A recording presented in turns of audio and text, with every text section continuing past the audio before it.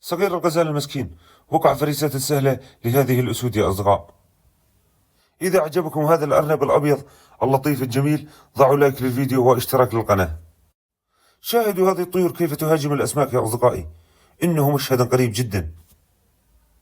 قفزة جميلة لهذه الحيتان يا أصدقائي، شاهدوا كم هذه اللقطة جميلة. أصدقائي دعونا نكسب الصلاة على النبي عليه أفضل الصلاة والسلام. اذكروا الله بالتعليقات، ادعموا الفيديو بلايك واشتراك، دعونا نوصل القناة 100,000 مشترك بأسرع وقت يا أخوان، فضلا وليس أمرا.